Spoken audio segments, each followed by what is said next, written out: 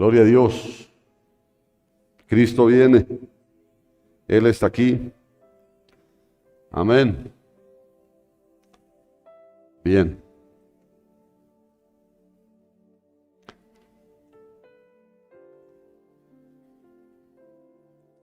Una cosa más.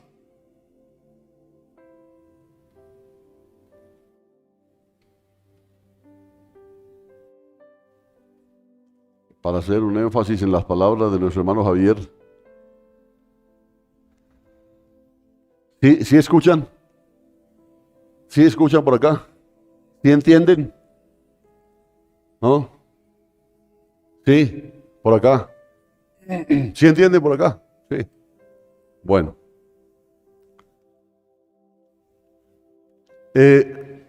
Para hacer énfasis en algo que me llamó mucho la atención, yo les he dicho a ustedes, siempre hay que aprender, siempre se aprende algo. Y no sé si le había compartido a usted algo que escuché de un ministro, y es verídico. Él dice, por ejemplo, él dice que la escuela dominical no está en la Biblia. ¿No? Culto de jóvenes no está en la Biblia.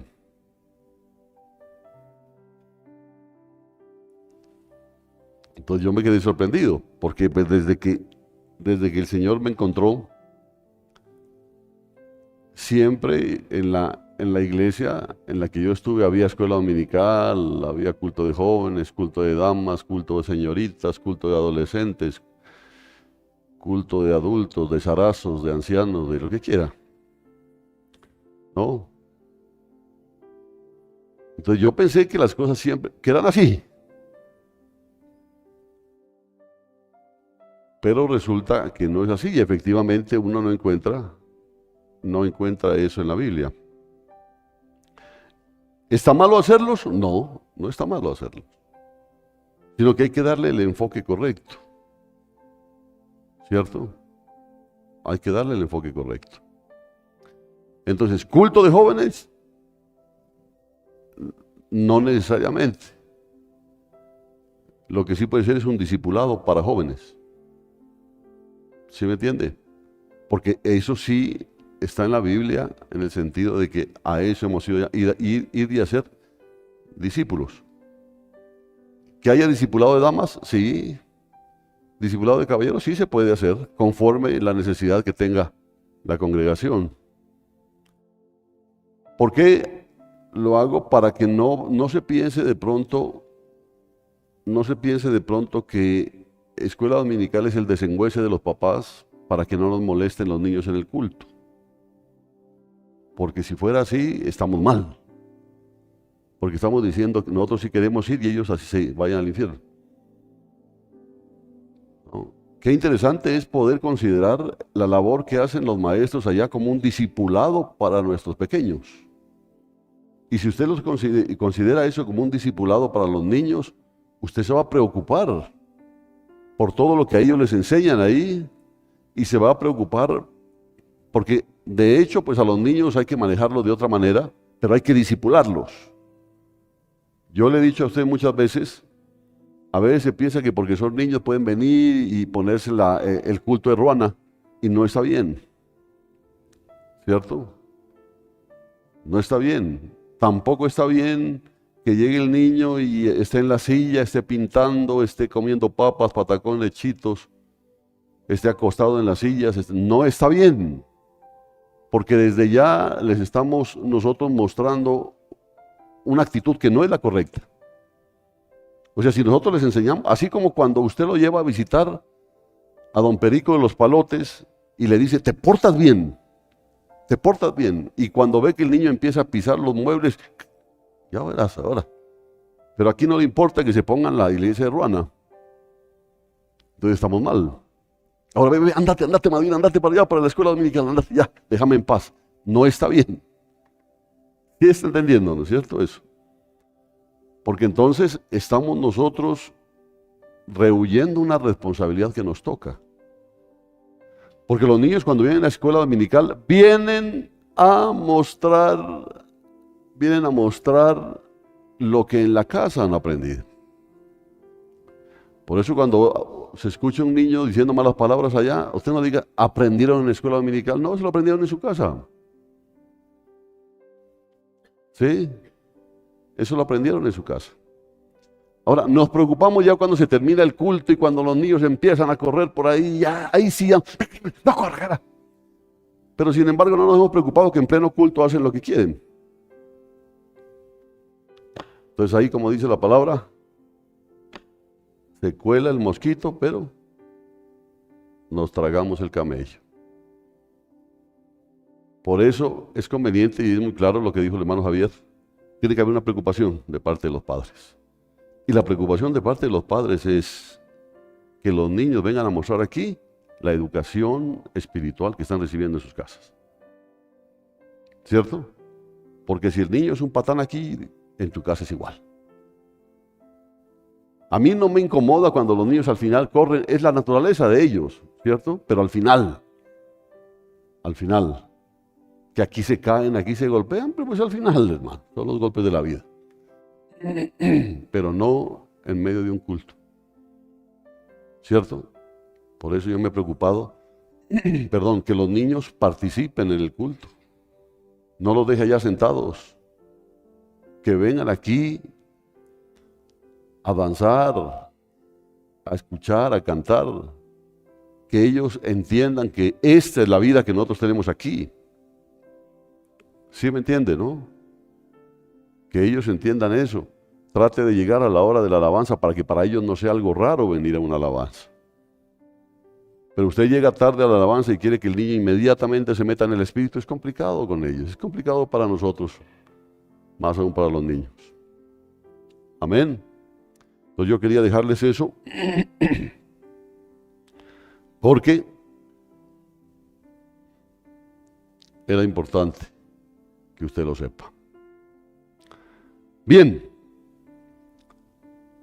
decidí hoy hacer un paréntesis para el estudio sobre los tribunales del cielo, aunque es algo relacionado igual con la oración, sino que es tan especial, hermano, que la palabra no se equivoca, ¿no? Quizás lo que sucedía antes cuando escuchábamos sobre la oración, usted se acuerda que dice, lo que atéis en la tierra, entonces decía, la tierra gobierna el cielo, decía, ¿no? Y sacábamos pecho. Imagínate nosotros semejantes bellezas, dice que gobernando el cielo, ¿no? Las cosas no son así. Pero lo que sí nos enseñó el Señor es que nosotros debemos darle todo, entre comillas, y entendiendo la autoridad legal a Dios para que Dios pueda obrar en la tierra. ¿Cierto? Pero darle la autoridad legal. Esa es una labor de mucha más responsabilidad que cualquier otra. Porque, ay, Señor, mira cómo está esta tierra, Señor, mira cómo está esta tierra. ¿Por qué no viene, Señor? ¿Y por qué no oraste tú por todo lo que está sucediendo aquí en la tierra?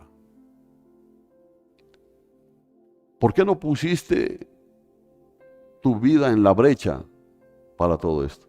No, es que la maldad, no te dije yo que cuando abunda la maldad sobreabunda la gracia. Sí, pero es que yo no soy tan acuerpado, Señor. ¿Y acaso te dije que la batalla era tuya? Era mía, pero tenías tú que darme los instrumentos legales para poder hacer esto. ¿Sí se da cuenta de eso? ¿No? Porque el diablo es usurpador. Mira los problemas que hay ahorita en Palestina. ¿De quién es esa tierra? ¿De los palestinos o de los judíos? ¿De quién es? Vamos a lo que dice la ley. La ley humana ya se da cuenta cómo es, ¿no? Que hasta bandera pusieron ahí en el Congreso. Pero ¿qué dice la ley de Dios? Como ahora ya nosotros tenemos perspectiva. ¿Y qué es la perspectiva? Ver las cosas desde el punto de vista de Dios. Y el punto de vista de Dios, esa tierra la dio Dios a su pueblo. Y se la dio a perpetuidad. ¿Qué significa perpetuidad? ¿Ah? ¿Ah? Para siempre, no, mientras estén en la tierra. Porque no es para la eternidad, sino a perpetuidad. ¿Cierto? Mientras estén en la tierra. ¿Por qué? Porque después no hay necesidad, porque todo va a ser nuestro. Y por la eternidad. Entonces, hay necesidad de que la iglesia asuma su papel, y yo quiero que este sea el propósito, la visión de esta congregación. Yo le digo realmente, hermano, no quiero que seamos una iglesia más del montón. No quiero eso. Yo quiero que seamos una iglesia de Jesucristo. Ir y hacer mis discípulos, dijo, por todo el mundo. Y eso es mucho más que compartirle casualmente a alguien en la calle. Eso necesita tener pasión por las almas, amar las almas, amar las almas. Y eso solo se puede lograr teniendo un contacto real con Dios. Si no, siempre vamos a vivir nosotros peleándonos entre nosotros. En esto se conocerá que ustedes son mis discípulos. ¿En qué? En que os améis los unos a los otros. No que os golpeéis los unos a los otros. Que se saquen los ojos los unos a los otros. No, en que os améis los unos a los otros. En esto conocerán que sois mis discípulos, dijo. Como quien dice, en esto se conocerá que ustedes han aprendido del Maestro. Pero hay un problema serio para la mayoría de los cristianos, que es la oración. Y yo creo que muchos nos hemos sentido a veces demasiado pequeños para Dios, como si nuestras preocupaciones no merecieran la atención de Dios. Como quien dice, Dios está ocupado en cosas más importantes que atender lo mío. Como si Él tuviera cosas más importantes que hacer que atender esa relación complicada, por ejemplo, que a veces llevamos, esos arrepentimientos, esa situación financiera difícil, esos problemas, a veces con el licor, con las drogas. No, pues el Señor tiene cosas más importantes que atender. Y si te sientes tentado a creer esas mentiras, me llamó la atención, y yo se lo compartí a ustedes hace 15 días, una historia que se la pasa por alto en el segundo libro de Reyes, del capítulo 6. Se la pasa por alto, porque es una historia de personas pequeñas, así como nosotros, ¿no? Una historia de problemas pequeños, una historia de un pequeño milagro que de hecho puede transformar nuestra comprensión de Dios. Y llama la atención que la historia que viene, mire, está esta historia, ¿no? Que ahora se va a dar cuenta que ocupa, creo que 7 versículos, pero está después de una historia que habla de un gran hombre,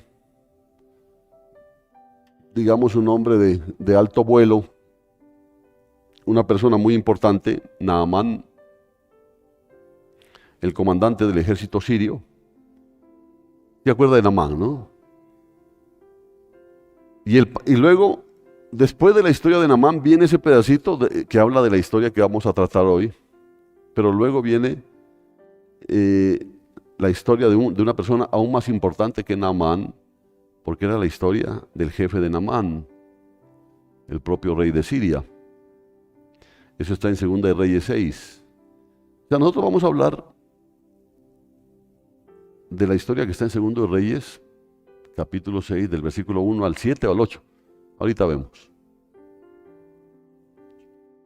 vemos que, por ejemplo, tanto Naamán como su jefe tienen un gran estatus, estrato 20, ¿no? Cuando ellos se desplazan a cualquier lado, tienen vuelos en primera clase, buenos carros. Son personas muy importantes en definitiva, ¿no? En 2 Reyes capítulo 5 encontramos la historia de Naamán. Esa historia, de hecho, ofrece varias enseñanzas, ¿no? Por ejemplo, Naamán, mire lo importante que es la humildad y la obediencia.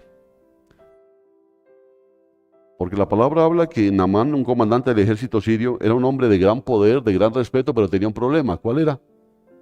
Era leproso. Sí, ahí como dice el refrán, no hay bonito sin su pero, ni feo sin su gracia, dice, ¿no? Este hombre era un comandante del ejército, o sea que era un gran guerrero, tenía gran poder, gran respeto, pero sufría de lepra.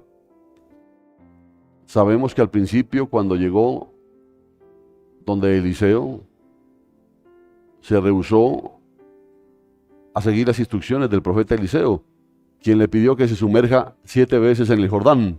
¿Sí se acuerda usted, no? Y ni siquiera lo atendió. Le mandó a decir. Pero él era importante, pues era un hombre importante. A mí tiene que atenderme él. Y le mandó con el siervo a decirle, dile que se sumerja 7 veces en el Jordán. Porque esta simple acción no coincidía con las expectativas grandiosas, porque él primero esperó que Eliseo salga a recibirlo con bombos y platillos y que lo trate y lo trate personalmente y etcétera, pero ni salió Eliseo. Es que Dios trata de esa manera, hermano, porque somos orgullosos. Somos orgullosos. No, que yo no, todos somos orgullosos, de una u otra manera somos orgullosos. Porque si no, usted no se pondría bravo cuando lo regañan. Y no vuelvo a la iglesia. Finalmente, cuando obedeció, fue sanado, demostrando que la humildad y la obediencia a la voluntad de Dios son esenciales. Amén. ¿Qué aprendemos de esta historia? La fe sencilla. ¿La fe de quién? ¿De Naamán? No, fíjense que hay una mujercita ahí que era sirvienta israelita, allí en el palacio sirio. Esta joven le habló a Naamán sobre el profeta Eliseo. Imagínense lo que es de importante no quedarse callado, sino hablar las cosas de Dios.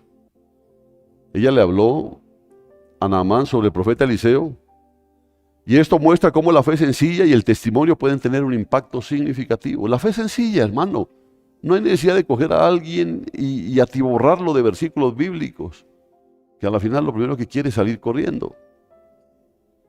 Pero no del impacto de la palabra, sino de aburrimiento.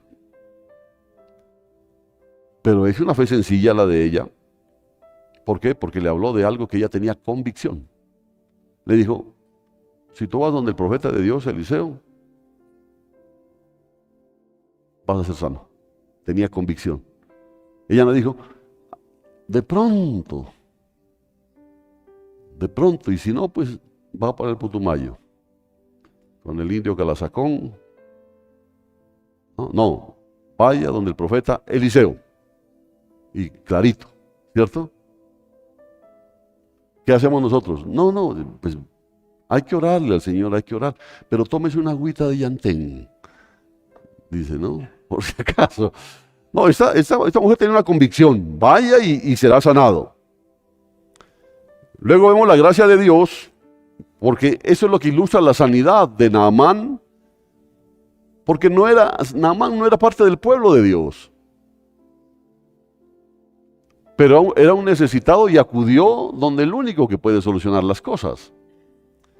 Entonces vemos la gracia de Dios disponible para todos, independiente de su origen, independiente de su estatus. Y Naamán, un extranjero y enemigo de Israel, recibió la gracia de Dios cuando mostró ¿qué? Humildad Fe y obediencia. Fe, claro. Sumérgete 7 veces en el Jordán, una vez. Y miraba, y la misma piel podrida.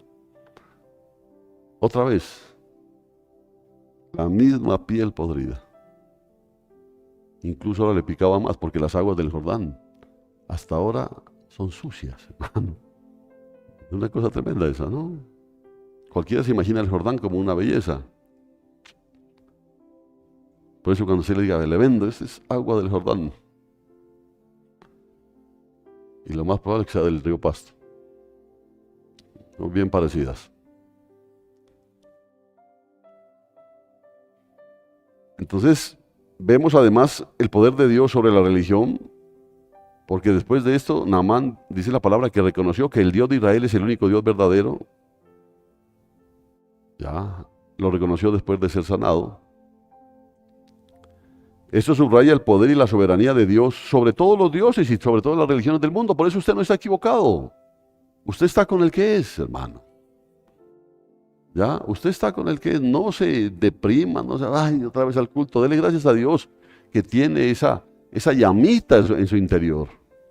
Dele gracias a Dios. Otros están ahorita, ojalá no de los nuestros, están con el guayabo del triunfo de la selección, ¿no?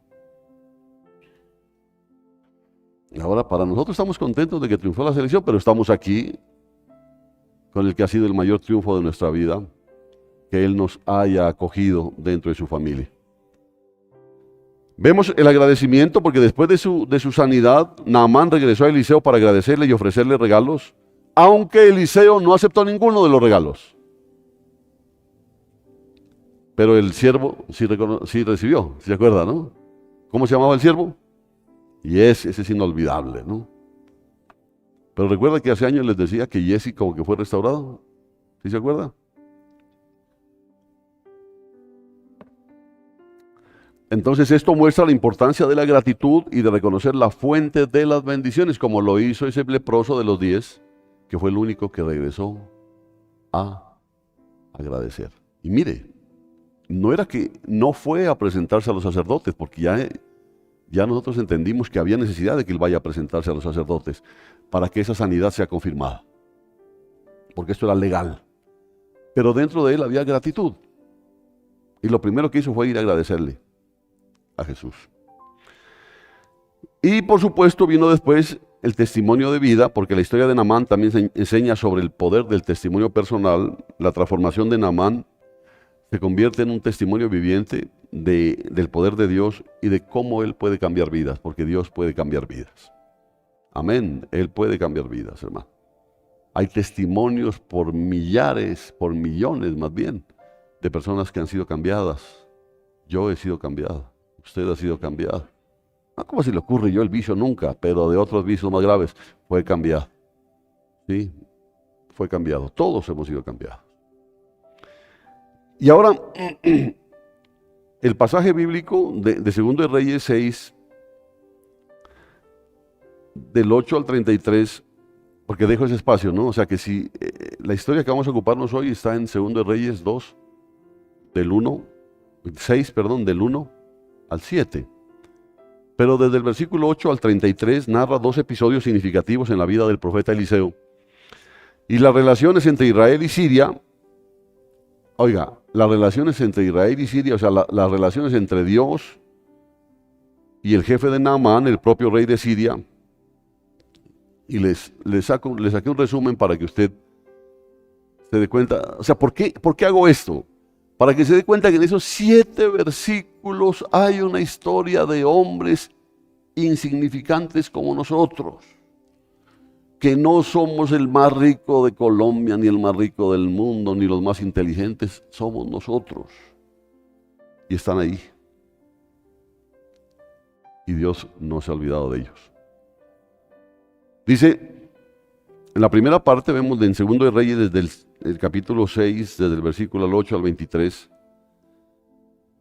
vemos cómo el rey de Siria planeó atacar a Israel, pero Eliseo, mediante una revelación divina, informaba al rey de Israel sobre los planes del ejército sirio. Usted se ha leído eso, ¿no es cierto? Porque resulta que se reunía se reunía el rey de Siria con todos sus generales, les decía, "Shh", como aquí, ¿no? Aquí no hay chuzada, nada, ¿no? Pero eso es lo que pensaba el rey de Siria. Me están chuzando, decía. ¿Por qué? Porque todo lo que ellos hablaban ahí, vamos a atacar a tal hora y en tal lugar. Listo, shh, pero no le cuente ni a su esposa. Y lo primero que salían era hacerlo, ¿no? No, esto no le contaban a nadie. Pero resulta que cuando iban a atacar, los israelitas lo estaban esperando. ¿Quién contó? Estoy chuzado, decía. Él pensaba que lo tenían chuzado. Pero alguien le dijo, no hay ninguna chuzada aquí. Lo que pasa es que el profeta Eliseo les avisa de todas las cosas, ¿no? Él les avisa de todas las cosas. Sí, claro, Dios le muestra todo lo que hablamos aquí. Dios escucha y va y se lo dice al profeta. Y el profeta le dice al rey de Israel. Por eso cuando nosotros llegamos nos están esperando y nos hacen papilla. Entonces hay que matar al profeta Eliseo. El rey de Siria se enfureció y dijo, hay que capturar a Eliseo. Y envía un gran ejército. Imagínense cómo es esto, ¿no? Yo por eso digo que nosotros hemos matado al león y nos asustamos del cuero. El rey de Siria envió un gran ejército a Dotán para capturar a Eliseo y dice que rodearon la ciudad en la noche, ¿no? La rodearon. Imagínense ese ejército. Rodea la ciudad. Y sale el siervo de Eliseo, el mismo que ya habíamos hablado. ¿Cómo se llama? Ojalá sea. ¿Sería Giezi o no? Yo no creo que haya sido Giezi, porque Giezi fue leproso. Porque cuando Naamán le ofreció pagarle lo que había hecho, Eliseo no recibió. Y el siervo Giezi está, pero sepa alguna cosita, señor.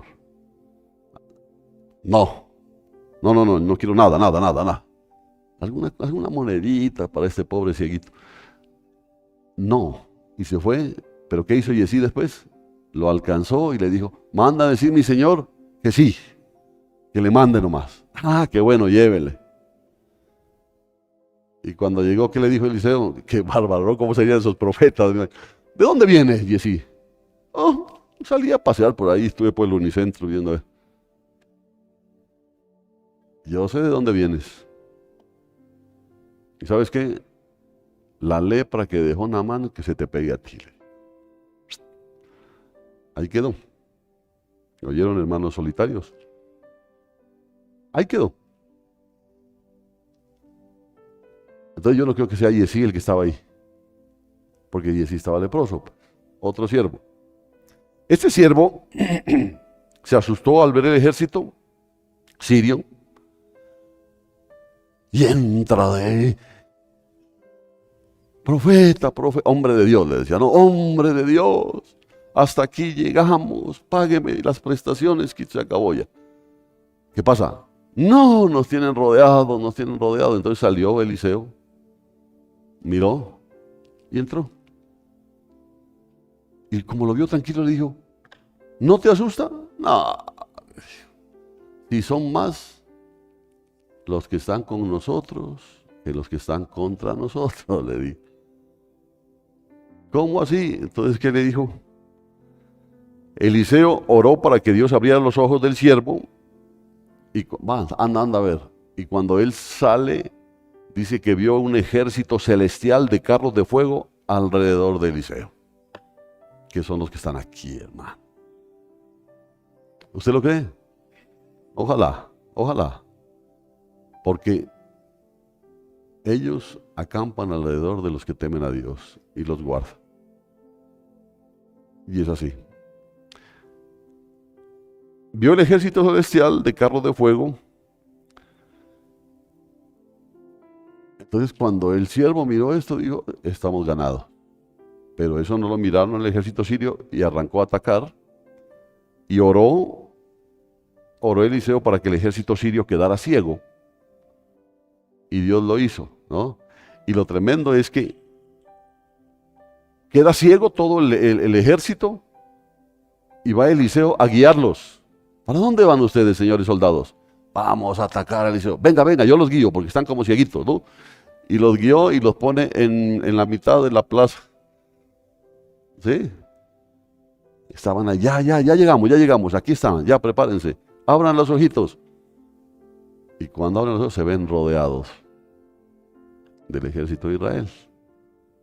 Ese es el papá que usted y yo tenemos, ¿no? El rey de Israel quiso matar, mire cómo es, ¿no? El rey de Israel quiso matar a los soldados sirios, pero ¿sabe lo que le aconseja Eliseo? Porque el rey dijo, voy a acabar con esto. No. Más bien dale de comer, dijo. Oiga, ¿cómo es, no? Más bien dale de comer y los envías a su casa, los envías de regreso. El rey obedeció. ¿Y qué pasó? Que los sirios dejaron de invadir a Israel por un largo tiempo. Claro, se dieron cuenta de la calidad de la melcocha. No estaban enfrentándose a cualquiera, ¿cierto? Y vemos en la segunda parte el asedio de Samaria y el hambre. Ahí está en 2 de Reyes 6, del 24 al 33. Ben-Hadad, rey de Siria, sitió Samaria, ¿no? La rodeó, causando una gran hambruna en la ciudad. La situación se volvió tan desesperada. ¿Usted se ha leído esa parte? Que hay una mujer que se quejó al rey de Israel porque habían decidido, se habían puesto de acuerdo. ¿Cómo sería el hambre? Que se habían puesto de acuerdo a decir, hoy nos comemos a tu hijo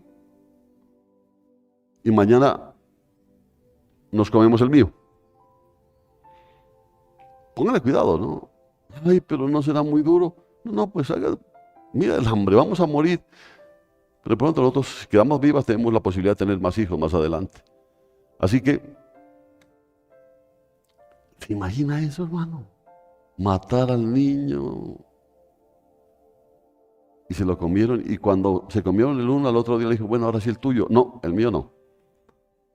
Y eso se fueron a quejar ante el rey, lo que muestra el nivel extremo de sufrimiento y desesperación que estaba pasando ese pueblo. El rey de Israel, horrorizado por la situación, culpó a Eliseo, porque esa sí es la responsabilidad nuestra, ¿no? Siempre buscamos otros responsables. Culpó a Eliseo y juró matarlo. Eliseo estaba en su casa cuando el mensajero del rey llegó para matarlo. Eliseo le dijo, no se preocupen, la situación va a cambiar muy pronto. Dentro de poco, como quien dice, van a rebajar los precios que ustedes se van a quedar asombrados. Uno que estaba ahí dijo, no me acuerdo qué fue que dijo, ¿no? Que Eliseo le dijo, ¿sabes? Esto va a suceder, pero tú no lo vas a ver. Como quien dice, hasta aquí llegaste, paisano.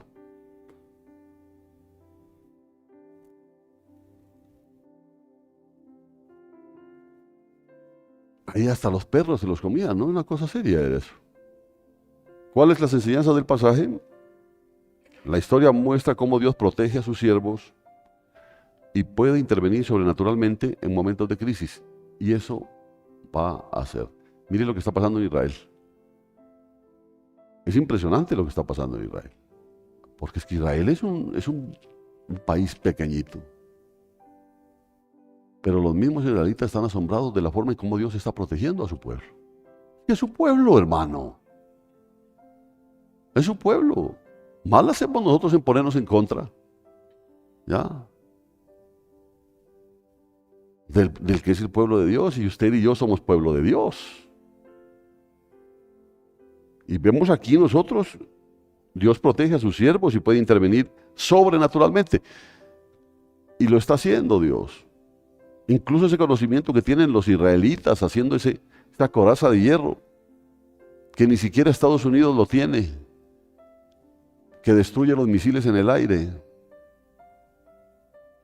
Es una forma en que Dios protege.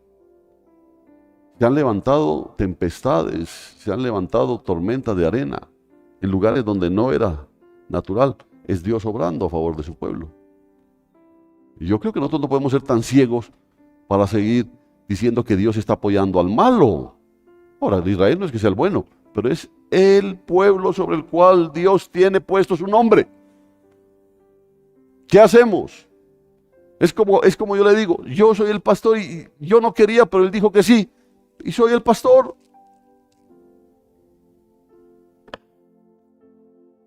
Y entonces, Eliseo oró para que su siervo viera la realidad espiritual, enseñándonos que a menudo hay más en la situación de lo que nuestros ojos físicos pueden ver. Hay veces que Dios me permite ver cosas bien especiales en este lugar, así como cosas bien feas. Pero siempre tiene un propósito. Y eso se va a ver más a menudo en este tiempo, porque es un tiempo final. Y póngale cuidado a lo que le estoy diciendo. Y otra cosa que nos enseña, que en lugar de vengarse del ejército sirio, Eliseo mostró misericordia, lo que trajo paz. Así sea temporal, pero trajo paz. Había misericordia y perdón, que es a lo que el pueblo de Dios está llamado, hermano. El asedio de Samaria y la respuesta extrema de la gente revelan la profundidad de la desesperación humana en tiempos de crisis, y vienen tiempos más difíciles que el que vivió Samaria en ese sitio al que fue sometido por el ejército sirio. Vienen tiempos muy difíciles, porque el problema ahora no son los conflictos políticos. El problema ahora es que la tierra misma está cansada. La tierra está contaminada. ¿O usted no se ha puesto a pensar por qué nuestros hijos ahora, 3, 4, 5 años, ya necesitan gafas? Su constitución física ya no es la misma de la que antes tenía, por ejemplo, las que tenían nuestros abuelos. A punta de poleada, decía mi abuelo. Pero ahora está a punta de hamburguesas, malteadas.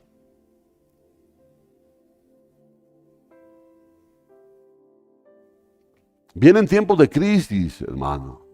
Vienen tiempos de crisis. Aquí en Colombia viene un cambio terrible. Y es para bien. Bueno, depende de su perspectiva. Y a pesar de la terrible situación, Eliseo mantuvo su fe en Dios, en que Dios cambiaría las circunstancias. En resumen, este pasaje destaca el poder y la protección de Dios, la importancia de la fe, la importancia de tener una visión espiritual y la misericordia en lugar de venganza. Porque si Dios prefiere la misericordia antes que el juicio, ¿quiénes somos nosotros para andar jetones?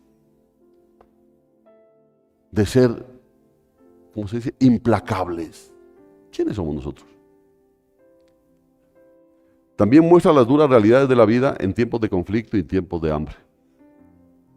Pues nosotros aquí no sufrimos, gracias a Dios. Nosotros vivimos, yo decía, en una ciudad tercermundista, de un país tercermundista, de un continente sudamericano tercermundista. Pero nosotros aquí la pasamos bien. Gracias a Dios. Hay lugares donde no hay, la tierra no produce, no hay agua. Y lo que es más, el agua se está escaseando en todo el mundo. Alguien decía, la guerra ahora es por el petróleo. Por eso es que Estados Unidos todavía mira con buenos ojos a Venezuela, es no por el bigote de Maduro, sino por el petróleo que tiene ese país. ¿Y por qué mira a Sudamérica? Porque Sudamérica es el pulmón del mundo. Porque acá tenemos fuentes de aguas todavía. Pero vienen tiempos difíciles, hermano. Vienen tiempos difíciles. Pero como les decía, la historia que hoy nos ocupa está entre esa historia de Naamán, el comandante del ejército de Siria, y sobre una persona aún más importante que Naamán, que era el jefe de Naamán, el propio rey de Siria. Pero la historia que nos ocupa hoy se menciona en 2 de Reyes, capítulo 6, desde el versículo 1 hasta el versículo 7, donde empieza hablando de unas personas que se les conoce como los hijos de los profetas, así dicen, ¿no es cierto? A ver, voy a buscar aquí. Segundo de Reyes, capítulo 6.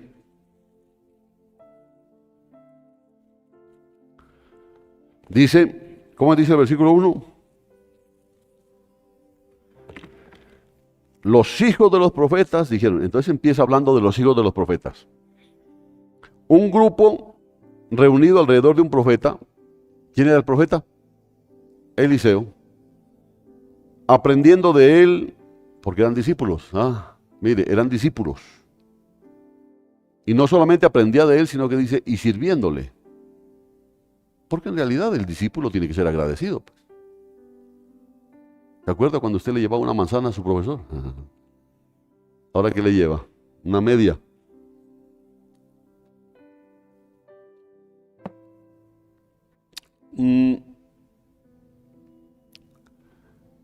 Un grupo, le digo, reunido alrededor de un profeta, aprendiendo de él, sirviéndole. Estos son los tipos que no son poderosos, porque estos no son poderosos.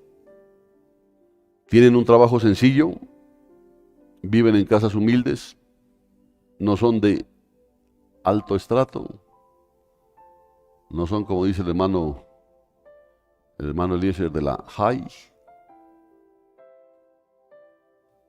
del alta, ¿cómo es que dice hermano? Claro que él dice del alta alpurnia, dice, ¿no? Estos no eran así. No son famosos ni importantes. De hecho, ni siquiera se menciona los nombres de ellos. Ni siquiera se menciona los nombres. Mire que en cambio acá se nombra a Naamán y después se nombra al rey de Siria, Ben-Hadad, pero estos son los hijos de los profetas. Y sin embargo, este pasaje de 7 versículos cuenta su historia. Y mira qué tremendo, porque entre las narrativas de importancia internacional de un gran líder militar como Naamán y de un líder político como el rey de Siria, hay un episodio sobre personas sin nombre involucradas en un problema puramente local. Como por ejemplo que usted mañana no tiene para el almuerzo. No tengo mañana para el almuerzo, pero pues, ¿qué le voy a pedir al Señor? ¿Qué se va a acordar el Señor de eso? Él tiene cosas más importantes de que ocuparse. Por eso es que permite Dios es tremendo, ¿no? Me sorprendía igual como con la oración de Jabes, ¿se acuerda? La genealogía y ¡pluc! Mete a Jabes ahí y cuenta lo que pasó con Jabes y de ahí sigue con la genealogía. Aquí cuenta de Naamán, el poderoso general sirio, mete aquí a los hijos de los profetas y luego sigue con el rey de Siria. Pero en todo la mano de Dios. En todo esto siempre la mano de Dios. Ese sorprendente interés por la gente pequeña parece haber sido una característica recurrente del ministerio de Eliseo.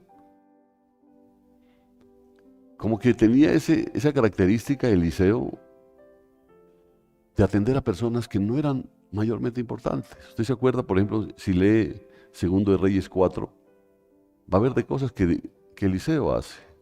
¿Se acuerda con la viuda? Resucita el hijo de una viuda. ¿Se acuerda de otra mujer de esa mujer que le dice al esposo, mira, hagámosle una habitación al profeta, ¿sí? Para que puedan, pongámosle una mesa, una camita, una silla, atendámoslo, atendía al profeta, se muere el hijo de ella, él lo resucita. Sí, se ha leído todo eso, ¿no? Porque ese como que era la característica del ministerio de Eliseo. Y de hecho es un sello distintivo de la historia bíblica más amplia. Porque mira, nosotros no aparecemos en la Biblia, pero qué importantes somos a los ojos de Dios. ¿Cierto? No aparecemos ahí. Lo que es más, la Biblia no solo muestra interés por las personas pequeñas, para quienes las cosas van bien, porque hay personas pequeñas que no tienen los grandes sueldos, las grandes posiciones, pero viven tranquilos.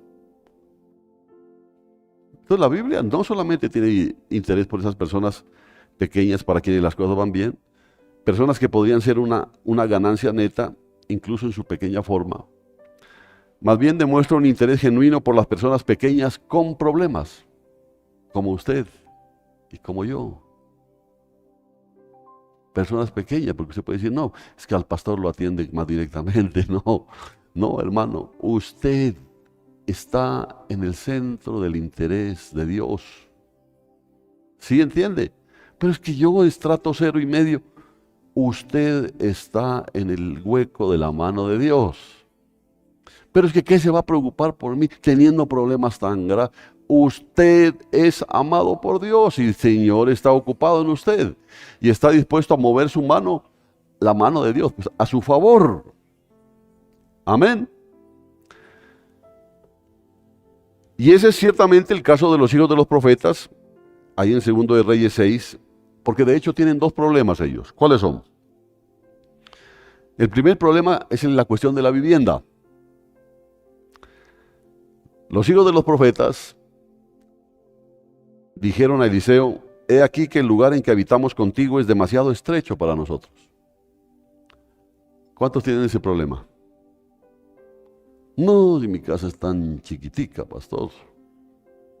Para que entre el sol tengo que salir, me dice. ¿No? ¿Sí o no?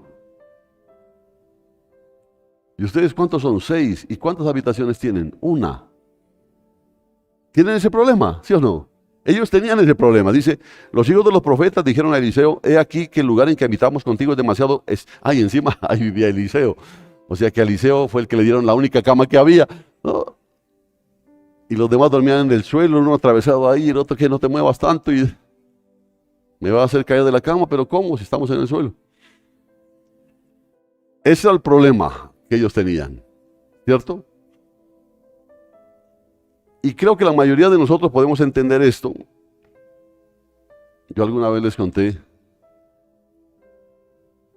cuando en el caso de mi familia, con mi mamá, mi papá, empezó a crecer la familia, entonces la casa se hizo pequeña. Entonces se vio la necesidad y ellos hicieron el esfuerzo, compraron una casa más grande. Porque creo que, como les digo, ese es un problema recurrente. Pero yo creo que no consideraría nuestras necesidades de vivienda dignas de ser incluidas en las Sagradas Escrituras, ¿no? Como que hay personas que dicen, no, pues yo quiero comprar una casita, pero sí, es más fácil ver un burro volando, dice, ¿no? ¿Será que Dios no conoce tus necesidades? Claro que las conoce. No, pero Él está más ocupado de otras cosas. Él está ocupado de ti. Él se ocupa de ti, se preocupa por ti, porque te ama, hermano. Pero trabajen, dice. Amén. Él las alimenta gracias a sus propios esfuerzos por encontrar gusanos. Claro. Por eso es que es tremendo, ¿no? Cuando están en el nido los polluelos, ahí les llevan a la boquita y ¡ton! Pero cuando ya los pollitos han crecido, se hacen, cogen, los empujan y o vuelas, le dijo.